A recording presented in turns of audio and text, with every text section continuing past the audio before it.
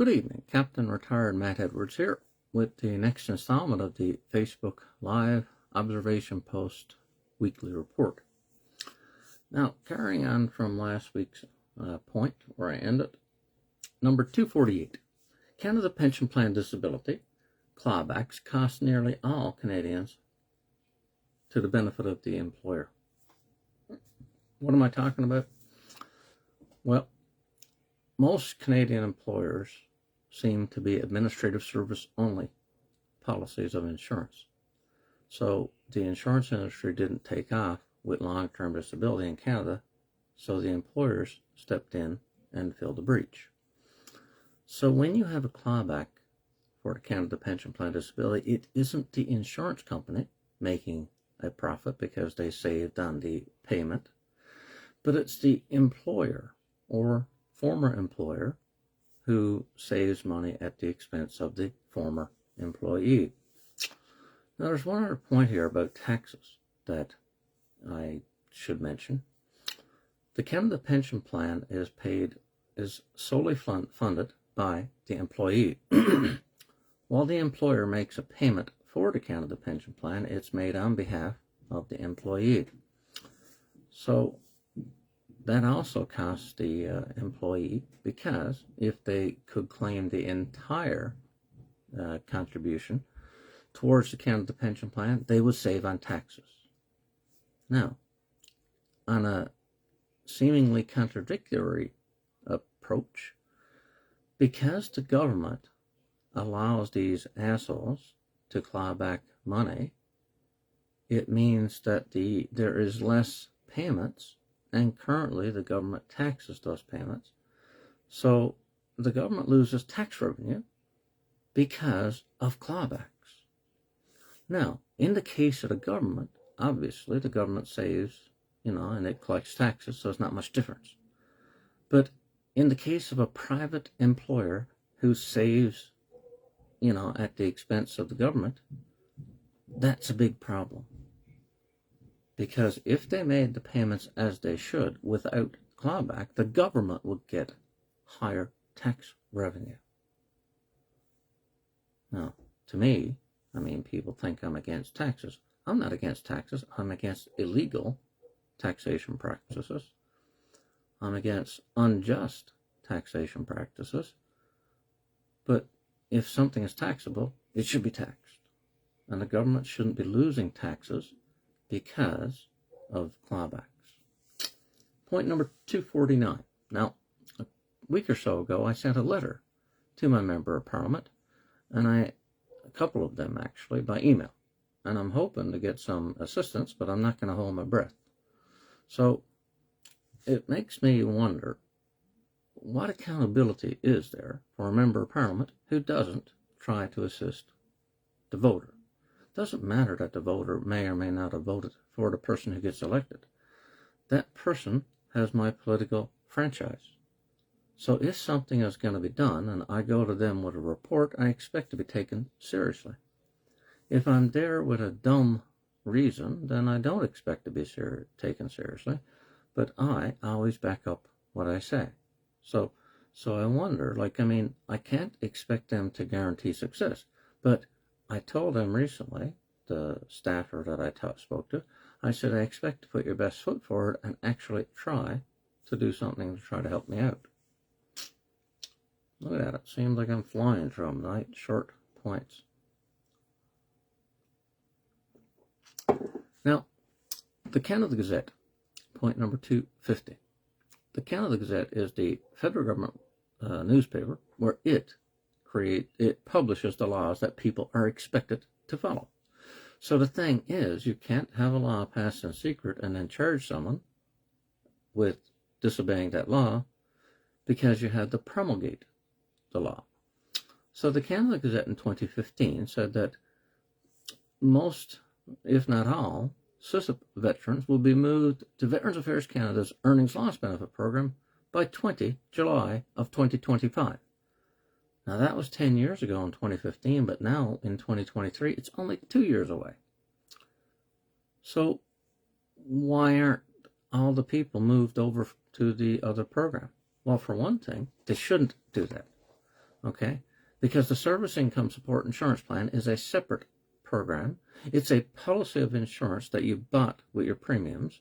So if you get that long-term disability payment, it's paid in relation to the contract, and it's a non-indemnity and contributory payment. Now, the Veterans Affairs payment ought to be, but I'm not entirely positive, an indemnity for your injury. So you're allowed to get a payment from your non-indemnity and a payment from your indemnity payer. Because you don't get indemnified twice, there's no double indemnity, and you're not breaking the rules. So when the government said it's going to move everybody over from SISIP to VAC by 2025, basically they were throwing the veterans under the bus, because you're supposed to get both, and at full rate. You're not supposed to say, well, you know, according to the program arrangement that we signed in 2006, well, SISIP Financial Services is the first provider of income replacement. Well, that would be okay if they had the right to make such a ruling, or agreement, but they can't. That's your property and civil rights, which is the Constitution Act, Section 9213. That is provincial matters, not federal. So the thing is, just because they want to throw us under the bus and take away our insurance that we paid for, doesn't make it fair or legal. Okay, so what they ought to do is look at the fact that you're not supposed to subsidize the employer. That's the merit of principles for workers' compensation. So the employer is supposed to pay 100% of the cost of compensation. So in exchange, they get the right to sue. So the thing is, they got something for the payment they make. It's like a premium. So the soldier, Canadian Forces member, RCMP member, they all gave up the right to sue in order to get compensated for their injury. Now, the Service Income Support Insurance Plan, like I said, doesn't compensate for anything. Now, if it doesn't compensate for anything, due to the nature of it being non-indemnity, then it can't compensate for lost wages or lost income, because then it would be an indemnity payment. Am I going in circles? Do you seem to understand? Do you get it? Just because they want to call SISIP an indemnity payment, that's what they said in the Dennis Manouche Federal Court 2012 class action, doesn't mean they're right. Okay? That decision goes against all of the previous precedents. Just 1 year previously, there was a case in British Columbia Court of Appeal called SULZ, S-U-L-Z. And in that case, the Great West Life long-term disability policy being paid to a disabled RCMP member who was harassed mercilessly by other RCMP members, well, it was said to be a non-indemnity and contributory insurance plan, and it wasn't allowed to be taken off the damages. The Canada Pension Plan Disability wasn't allowed to be taken off the damages, and the Canadian RCMP Superannuation Act pension was not allowed to be deducted from the damages. Now, all of that is entirely relevant for clawbacks, because the government made regulations that stated they would take into account the Canadian Forces Superannuation Act and the Canada Pension Plan. That doesn't make it legal. In the common law, it's illegal, and it's also against the statutory law. Canadian Forces Superannuation Act, Section 83, and the Canada Pension Plan Act, Section 65(1), states that no one can touch those contributory and non-indemnity pensions. They shouldn't be doing it. Simple as that. Now, number 251. A lot of people might think that people in the Manouche case got too much money, because they get the Pension Act plus SISIP, plus probably the New Veterans Charter. But the Pension Act pension must increase by 30% due to it being based on the after-tax income of a public servant. Okay, damages are supposed to be based on the before tax amount because it's a capital amount. So if you use someone's income, you got to use something to gauge damages. So in the Andrews versus Grandin Toy Supreme Court of Canada case in 1978, they looked at how much the guy was making before he was made a quadriplegic or paraplegic by a car accident. He was making $800 a month. So they took that into account and they extrapolated it into the future, and they used $1,200 a month instead of $800 a month to figure out how much money that the people who did him wrong had to pay. So look at the SISIP payment, for example. The Service Income Support Insurance Plan is currently 75% of the Canadian Forces members in income, salary, prior to becoming disabled. That is a far cry from 150%, and it's taxable. So you get 75% of what you're making, and you're frozen at that for life, well, until age 65 when they cut it off, and it's taxed. Now, that is a slap in the face because it's against the law and it's against common sense. These are people who put their life and limb under risk for all Canadians. And if they become disabled, it doesn't have to be in service for SISIP, the Service Income Support Insurance Plan, but for the income replacement benefit, it has to be in service. But most people get the Service Income Support Insurance Plan were hurt in service. Now, I just came across an interesting point that I never took notice of before. I used to think that it was 70% of the people who were medically released were hurt in service. Now, I mentioned that to the Office of the Veterans Ombudsman one time, and Charlie Q was the guy's name. He told me no, it was 75%. So it was 5% higher than what I had heard. Now, saying I'm on that topic, and I left the picture up, let me look at it.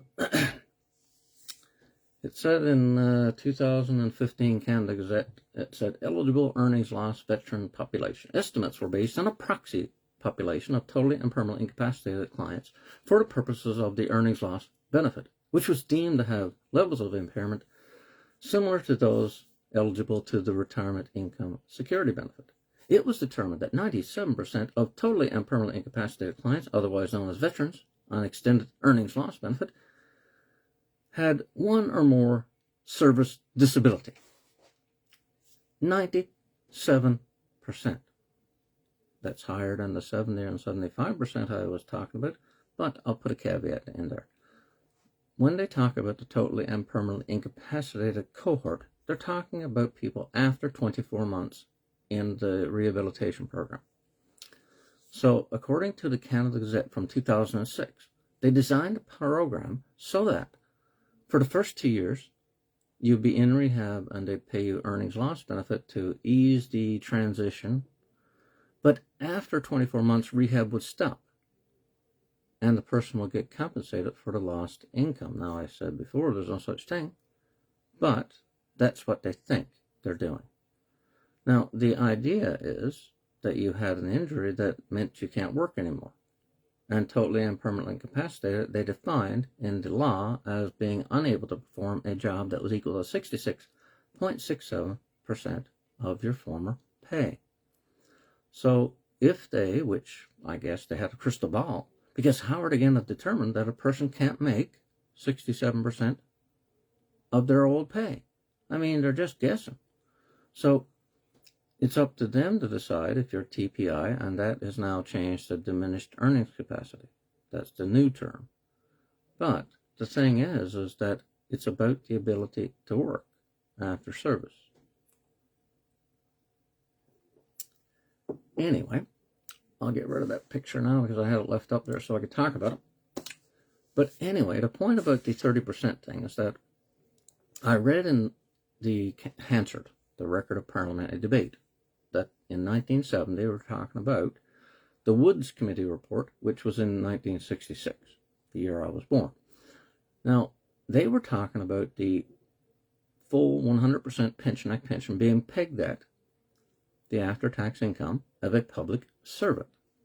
Now, if you're going to replace someone's lawsuit in tort rights with a Pension Act pension, then you have to use the same principles.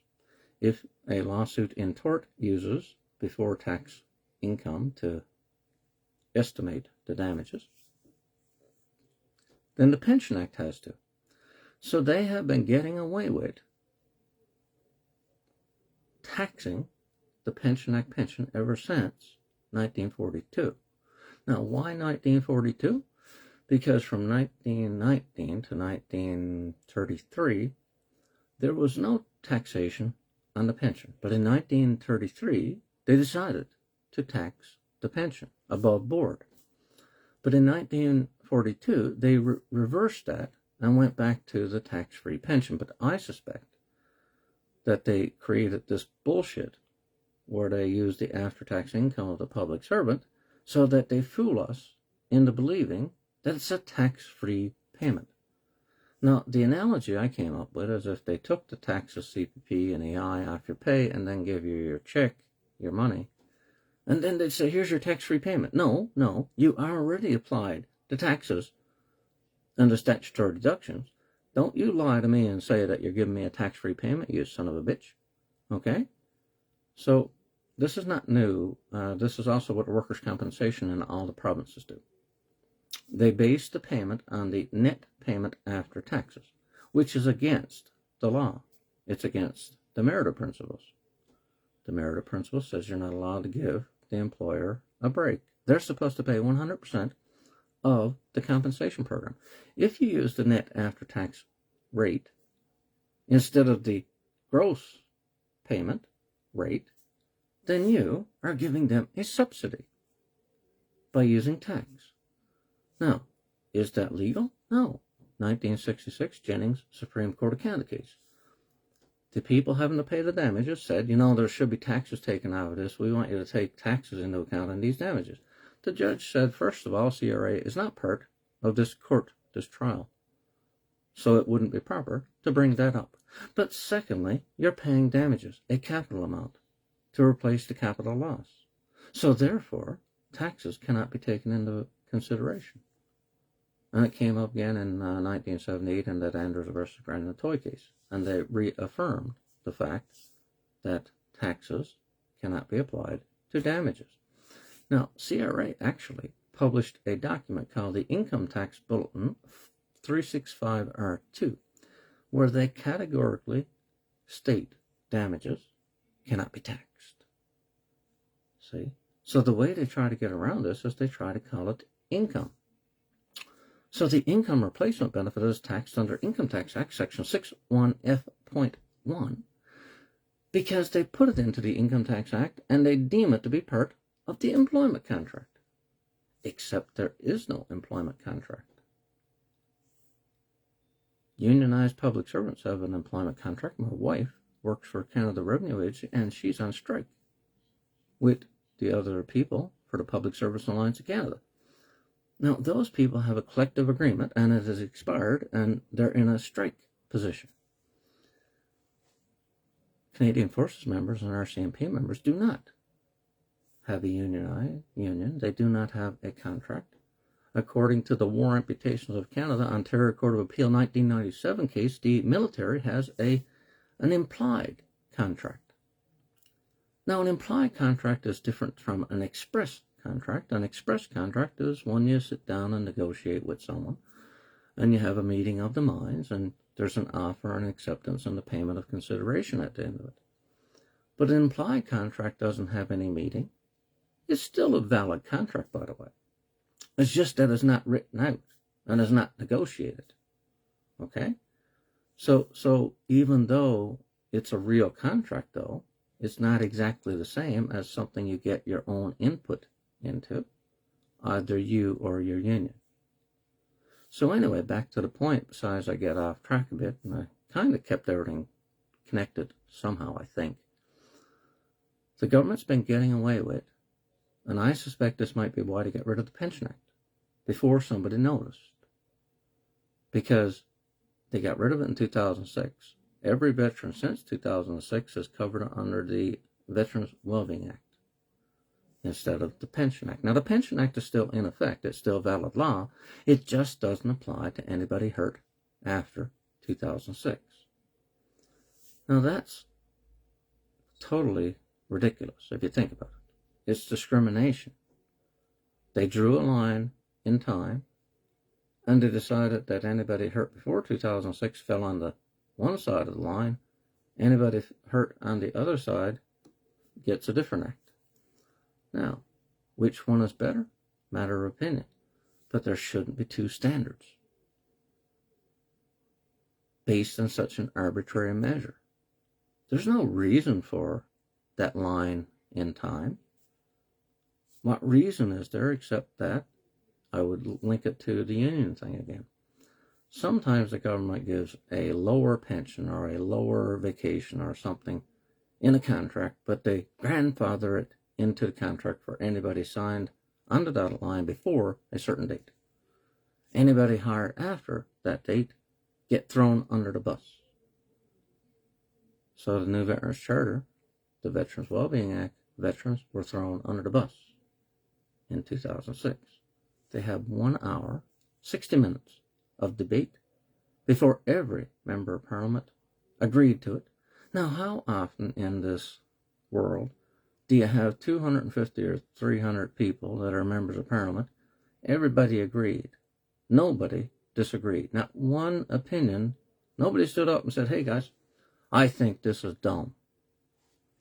Nobody disagreed with the proposed act. I could get into why, but I want to keep moving on. Number 252, the Statutory Instruments Act, effect on other laws. If judges are deemed to be aware of the laws passed by Parliament, then surely the old adage of ignorance is no defense applies. Now, what I'm getting at is the government seems to think that it can write laws and then promptly ignore the application of those laws. I mentioned a few earlier: the Canadian Forces Superannuation Act, Section 83, the Canada Pension Plan Act, Section 65, brackets 1. There's the Financial Administration Act, Section 67. Now, there's also, because I mentioned the Dennis Manoos class action from 2012, Pension Act, Section 30. In the new act, the Veterans Wellbeing Act, it's Section 89. Now, all of those sections says to a potential creditor, you can't touch this money. Now, the Canadian Forces, RCMP, and Public Service Superannuation Acts has one exception. Well, two laws, but one exception based on divorce. In 1981, the government passed a law called the Garnishment, Attachment, and Pension Benefit Division Act. And they put into the other acts then as a consequential change that subject to the Garnishment, Attachment, and Pension Benefit Division Act and the Pension Benefit Standards Act, or the Pension Benefit, well, there's two acts that work together. No one else can touch this money. Now, in the Veterans Wellbeing Act and the Pension Act, there's no exception. But the retirement pensions, because pensions are property, so because pensions are property, it becomes family property, and therefore, that's the way it should be. You can think differently, but pensions are matrimonial assets if you're married. So you can't say, she didn't work or he didn't work. This is my pension. No, it doesn't work that way. It is to be divided if you get divorced. But as property, Clark, Supreme Court of Canada, Clark versus Clark, Supreme Court of Canada, 1990. And it was a case that serves our purposes well because it's about the Canadian Forces Superannuation Act. So after that, worked his way up through to first court. Second court was the Nova Scotia Court of Appeal. At the Nova Scotia Court of Appeal, they said that the Canadian Forces Superannuation Act was income, not property. But then it was appealed to the Supreme Court of Canada, where the Nova Scotia Court of Appeal was overturned. And they said that pensions are property. But they were talking about the Canadian Forces Superannuation Act pension in particular. So if Veterans Affairs, for example, or the Department of National Defense wants to claw back the income that you get from the Canadian Forces Superannuation Act property, they can go to hell because they've mischaracterized it legally. They're trying to compare apples to oranges, okay? They want to say it's income, and they want to claim it as income to reduce what they think is income that they're paying you. But pensions are property, and so is insurance. So if you get an insurance payment, you're not getting income. Income is something that increases your wealth, your assets. You don't have a job, you get a job. You didn't have money before, you gave your employer time, they give you money. Your wealth went up. So Canada has an income tax act, and therefore you had to pay taxes. Now, if you get hurt and you had paid premiums to an insurer to cover the risk, and then you become disabled, and then you get payments, you're not getting income, you're getting insurance payments. Cunningham versus Wheeler, Supreme Court of Canada, 1994.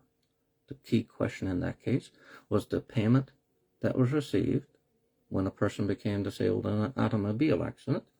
Was this money legally insurance or income? I think it's a dumb question because it was long-term disability insurance. Okay, if you're going to pay long-term disability insurance, you shouldn't have to ask the question, is it income or insurance? Do you agree? Because I think it's plain and obvious. The legal term will be prima facie, but it's right on the face of it, it's insurance. Now, before I move on, the income replacement benefit that's paid under the Veterans Wellbeing Act is also insurance. You can call it income replacement, you can call it earnings loss, but it's basically insurance. And instead of a premium like the Service Income Support Insurance Plan has money change hands, there is service that changed hands. So the Canadian Forces member serves the government, and if they become disabled, that service had value, and therefore they get income replacement benefit insurance in relation to the service they provided. You're not getting it for nothing, right? Okay, number 253. Last point, I might do a special topic.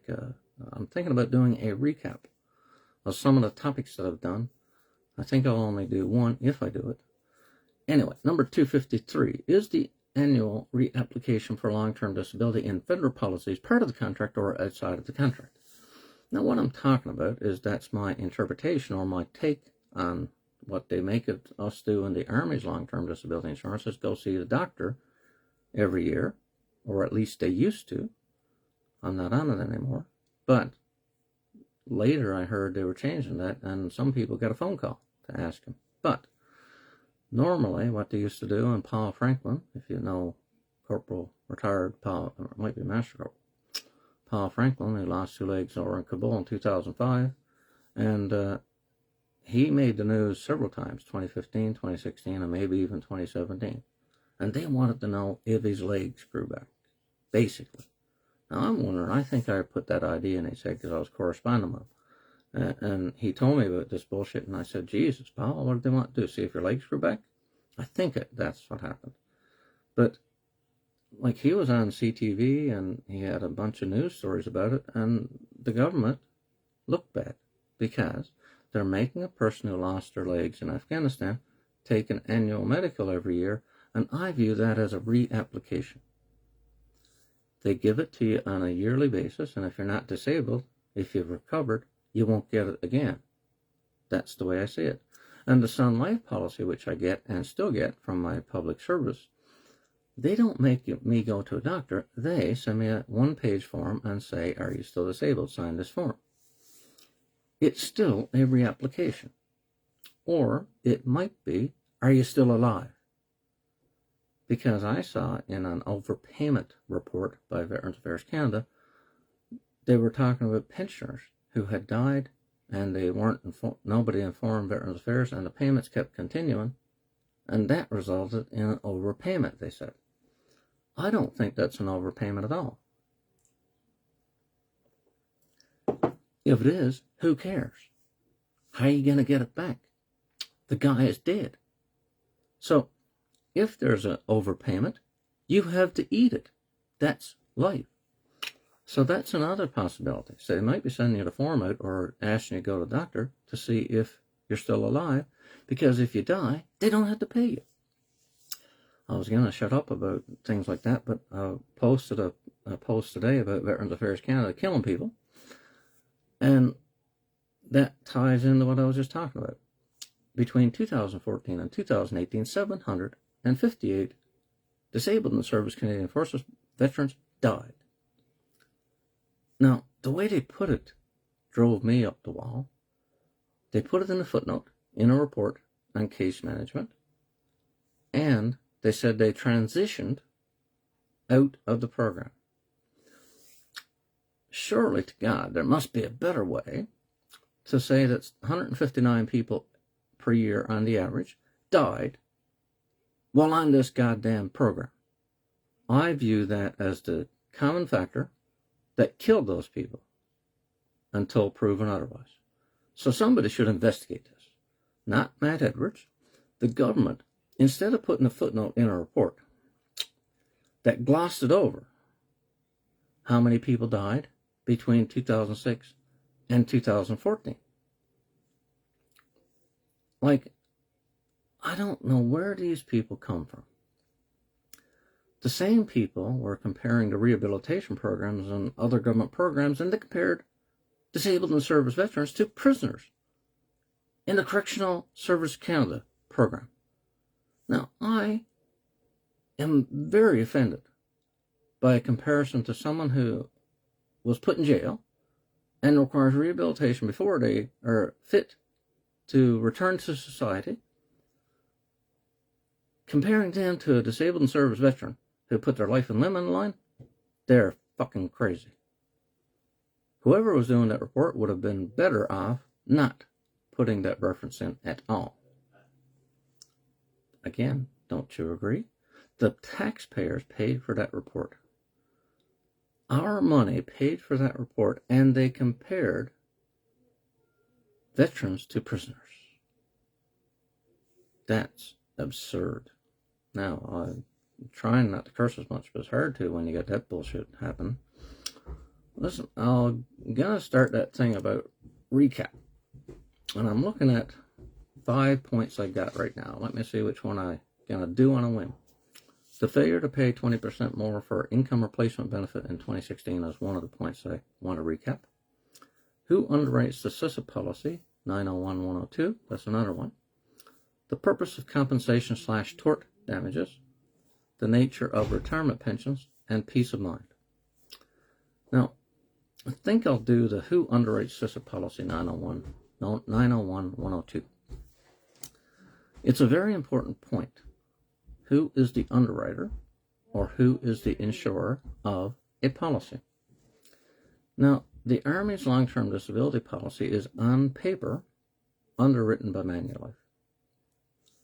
But Dennis Manouge had a class action with over 10,000 disabled veterans that culminated in 2012, and it was the government of Canada that got sued. Now it was sued in contract. They decided to do it as a contract action back at near the end of it. Before that, it was a whole bunch of things, like they alleged human rights violations, they alleged breach of the Pension Act, Section 30, this and that other thing, but they decided to hear it as a contract action. Now, there are several important rules, even though I'm not a lawyer, about contract law disputes. The first thing is, it's the four corners rule. You can only have a dispute about what you agree to, and the four corners of the piece of paper, that's what has to go to the judge about an interpretation. Now, there was no contract that was negotiated with the Canadian Forces member and the Government of Canada or Manulife. Manulife does have a contract with the Chief of Defence Staff, but it's solely to administer the policy for the Government of Canada. Now, that makes it what's called an administrative services only policy, which a court in 2002 or 2003, it was either in the Université de Laval Federal Court of Appeal 2002 case or the National Bank of Canada Federal Court of Appeal 2003 case. But they called ASO policies, modern insurance. Now, that's what I started my broadcast about at the beginning, because modern insurance has the employer insuring the employee. Now, that's a very serious conflict of interest, because if you have three parties, you have the employer, the employee, and a separate insurance company, then you have three parties, and each one will presumably take its own position, its own side. But if you have the employer and the alleged insurer acting as one party, as a principal agent, and you have the employee / Canadian Forces RCMP member or public servant on the other side, now you have a two-party dispute where each side will take their own side, and there's no neutrality. So the whole scheme is a giant fraud. They're faking us out about what the government's role is. Now, it's in plain sight, because after the Manouche case was done, and after the Butte Estate RCMP Great West Life case was done, nobody seemed to perk up about the fact that Great West Life wasn't sued and Manulife wasn't sued. It was only Her Majesty the Queen that got sued. Now, after the suit was over, the government had a press release about the government stopping its clawback. There was nothing about Manulife having to stop its clawback.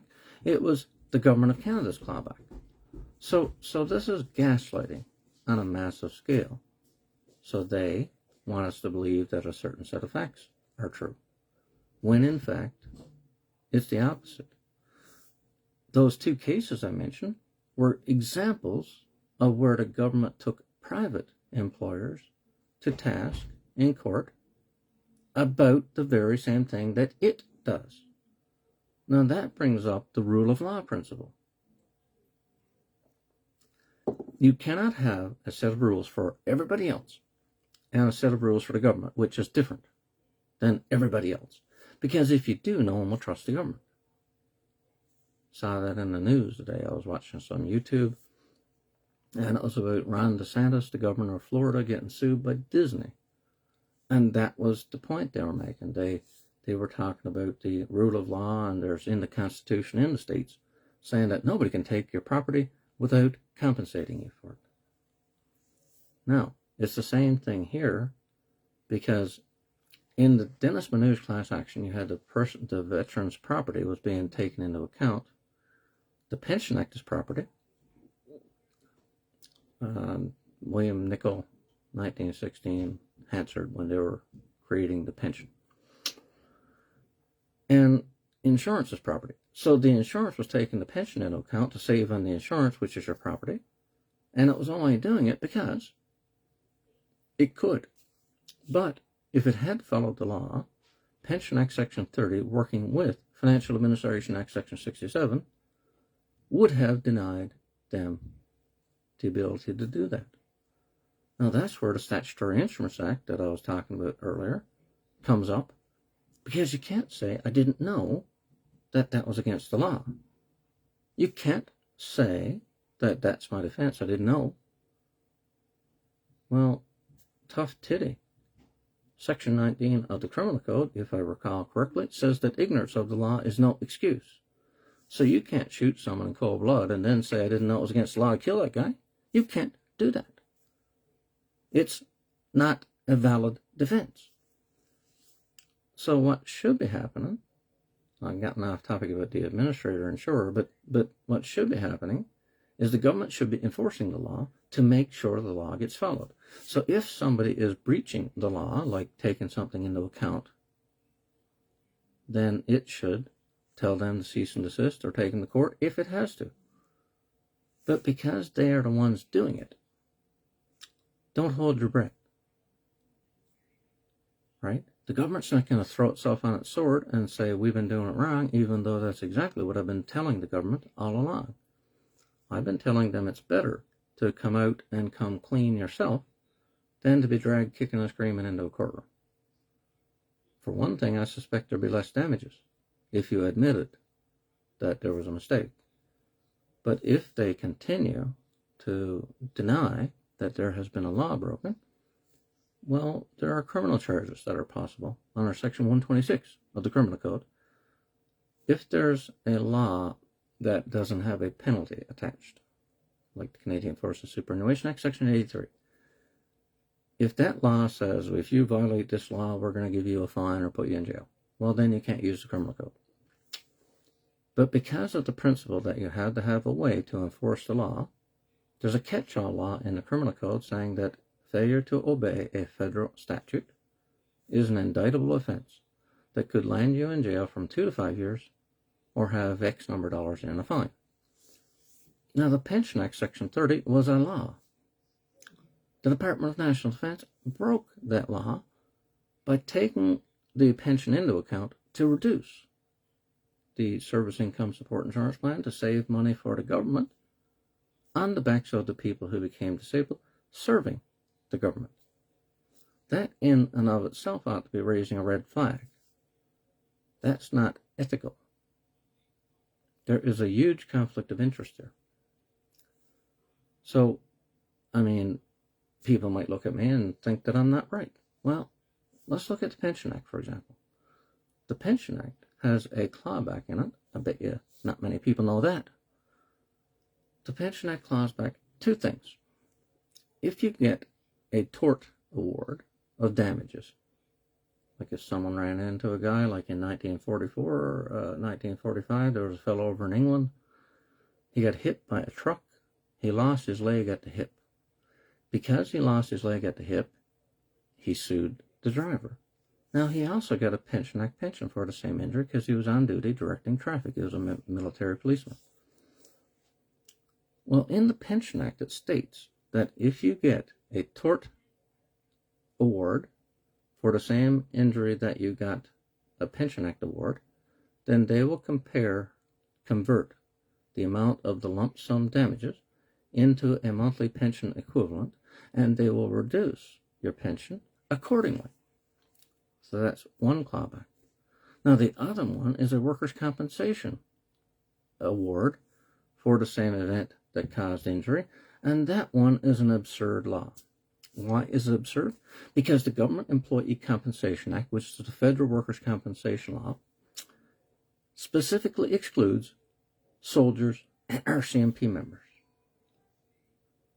So why did they put such a stupid law in the Pension Act? If a soldier can't get workers' compensation, then the government's not supposed to make dumb laws. They're not supposed to have people looking at them, scratching their head and saying, you know, if a soldier can't get workers' compensation, why did they create a law that said you would have that workers' compensation that they cannot get taken into account to reduce the pension? See? Now, I think I'm worried enough about this stuff, but I'll mention one other thing about the stupidity of these kind of laws. Who says that the government of Canada has the right to take into account the tort damages award when the judge might say, you know, I think I'm going to reduce the amount of damages in tort, and I'm going to convert the monthly Pension Act pension into the same equivalent in a lump sum tort damages award, and I'm going to reduce the tort damages. Instead of the government saving money because it passed a law, the judge in the common law might decide the exact opposite. Now, this is why they should leave things alone. The Pension Act is payable because, and the Veterans Wellbeing Act is payable to people injured in military service serving Canada. Tort damages are supposed to be for people who are hurt civilly, and workers' compensation is about injured workers. I can't help it, I'll mention one other thing. Minister of National Defense, the conservative Minister of National Defense, Peter MacKay, they decided that the reservist wasn't as good as a regular force soldier, and they could get workers' compensation. Now, to that, I cry foul. You cannot, under the merit principles, have two administrators of a compensation program. So by saying that you have a choice between going to Veterans Affairs Canada or going to workers' compensation in the province, that's a clear violation of the merit principles. Now, Peter MacKay's a lawyer. He ought to have known that. But I believe he mistakenly, he looked at the Government Employee Compensation Act and said that regular force Canadian Forces members cannot get workers' compensation. And he judged, I presume. I tried to ask him, but he never answered. I like to go to the horse's mouth when I got a question. So instead of looking at it in a narrow and legal technique viewpoint, he should have said, well, workers' compensation is about civilian workers, and Veterans Affairs Canada serves injured soldiers, injured veterans. And never the twain shall meet. Now, it only affects a few people, but it brings in an entirely different mindset. Soldiers don't think like civilians. So going to workers' compensation and trying to prove that you got injured on the job when there is no employment contract. So how can you get hurt on the job?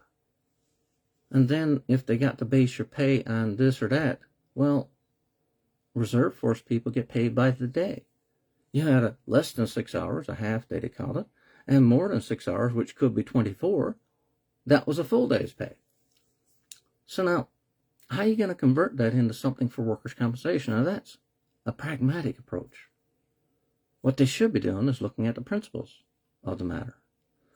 Now, what I suspect, and I've mentioned this before, I think that the government was trying to move money around and make things look like, the disabled veterans, because the Government Employee Compensation Act is paid out of a different budget than either the Department of National Defense or Veterans Affairs Canada.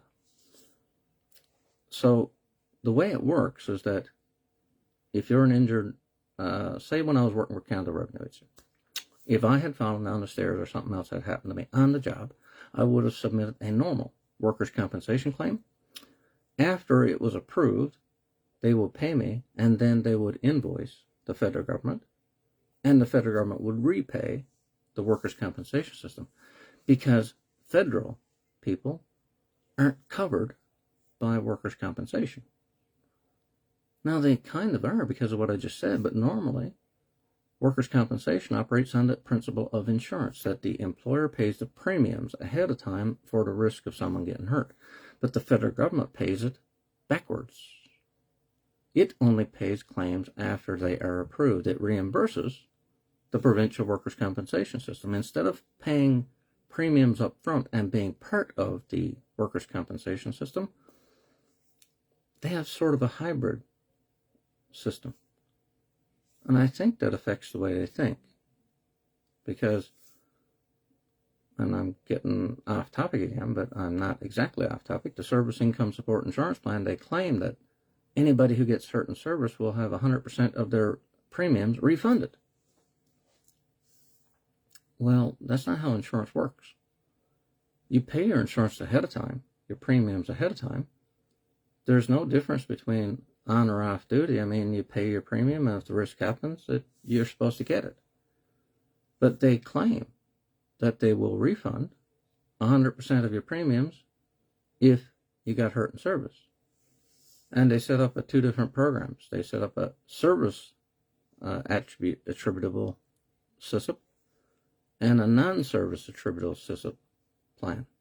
They created two sub-plans. And again, I can't help it. The government seems to think, and if you look at the SISIP policy, that they can do, if they have something that changes, put another clause in the policy and that'll cover it. So they leave the old one in there, and then they put the new one in there after that, and they say that this is as of this date and that's as of that date. For example, they didn't have, they made SISIP automatic on medical release in 1999, and it was because they used the wrong definition of disability between 1969 and 1999. So for 30 years, they used the any occupation definition of disability, which is the Canada Pension Plan disability definition. To get the insurance, you had to be too disabled to do any job. and not your own trade. But that's clearly wrong. Why would you pay insurance on your own position in the military, become disabled, and then they would say, well, I'm sorry. Like they said to Joe Gunny Gillen. She asked at the battalion orderly room when she was getting released in 1985, and they said to her, look, if you can pick up that pen on this desk here, you're not going to get it. And then she didn't apply. Well, she was gaslighted because that's not the way it's supposed to work. Someone's not supposed to persuade you not to apply, but they were using the wrong definition in the first place. So I was trying to get her and the people like her to sue the government because they shouldn't have two standards. If you get medically released, you have to get the insurance you paid for. That's fair. Now, the way it works, it probably wouldn't make a difference because SISIP would be taken into account by Veterans Affairs and they wouldn't come out ahead. But that's another story. Listen, talked long enough.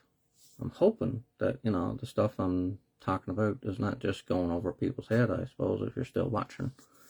You're putting up with it. But one of these days, I want some accountability.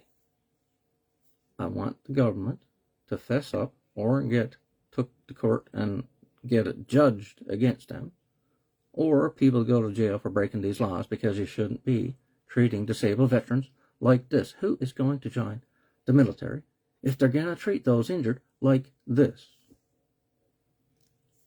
I think the answer is nobody. Why would you join the military if they're going to treat you like shit if you forget to duck? See you next week. Thanks for watching.